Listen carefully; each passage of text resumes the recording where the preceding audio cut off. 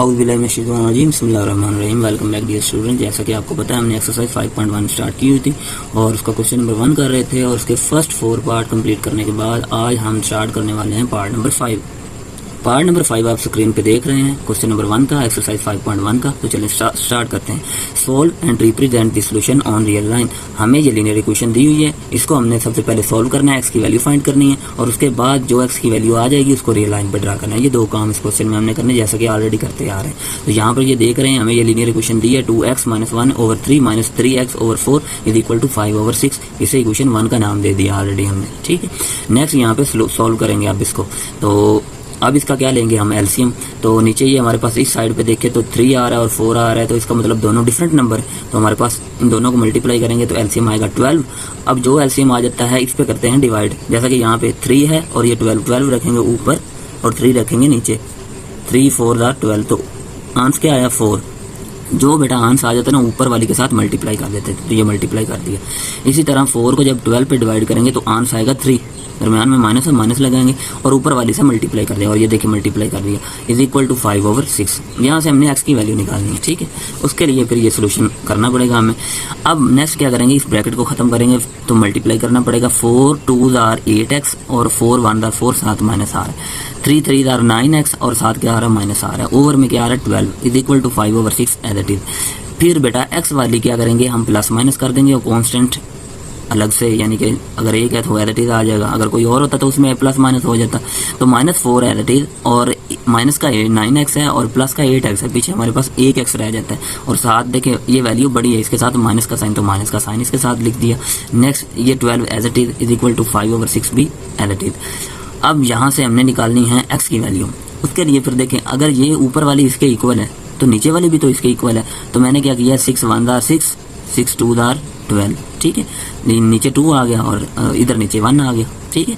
उसके बाद cross multiply कर देंगे, इसको इसके साथ किया तो 5 × 2 लिख दिया। इसको इसके साथ मल्टीप्लाई करेंगे तो एज इट इज यही चीज़ आ जाएगी।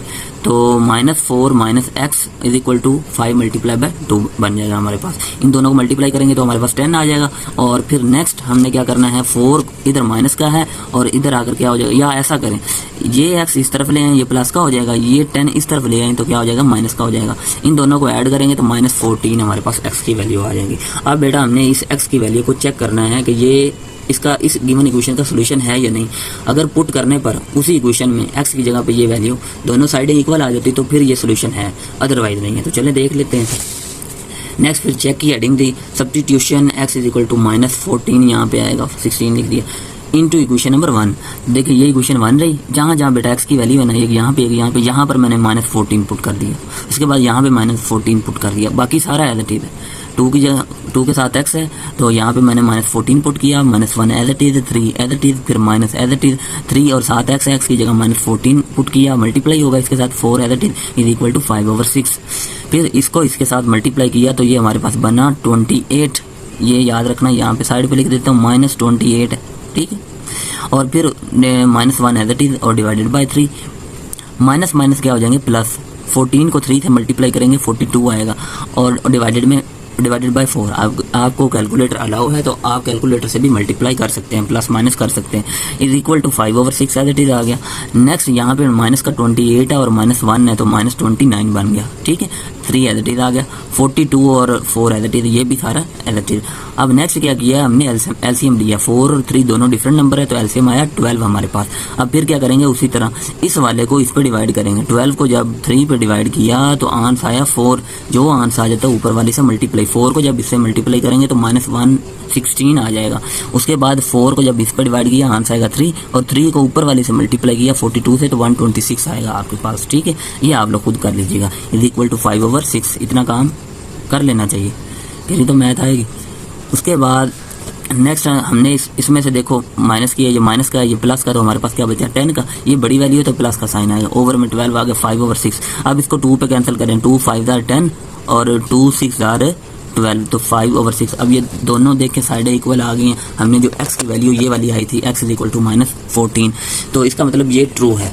अब नेक्स्ट अगर ये ट्रू है तो हम कह सकते हैं x is equal to -14 is a solution of above equation, यानी कि ये अबव इक्वेशन का सोल्यूशन है। तो हमने इसे ऐसे लिखा है, x is equal to -14 is a solution of given equation.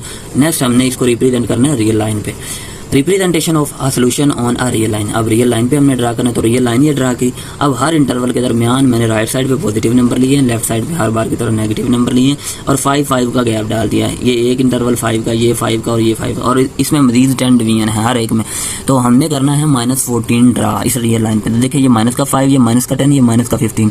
अब 4 लाइन दरमियान में लगाएंगे, फिर माइनस क्या बनेगा, 15 बनेगा। तो माइनस का 10 है, माइनस का फिर ये बन जाएगा सारा 11, ये बन जाएगा 12, ये बन जाएगा -13 और ये बन जाएगा -14। तो ये वाला जो हमारी x की वैल्यू इज इक्वल टू -14 है, इस पॉइंट पे लाई कर रहा है, ठीक है, ऑन रियल लाइन। तो ये आपने अच्छे से कर लेना है। यहाँ पे मिस्टेक हो गई थी, तो यहाँ पे आपका ये क्वेश्चन नंबर 5 भी पार्ट नंबर 1 का कंप्लीट हुआ। अगर आपको ये वीडियो अच्छी लगी हो तो इसे लाइक करें, शेयर करें और चैनल को सब्सक्राइब करें। इसी के साथ मुझे इजाज़त दें, मिलते हैं नेक्स्ट वीडियो में। अल्लाह हाफ़िज़।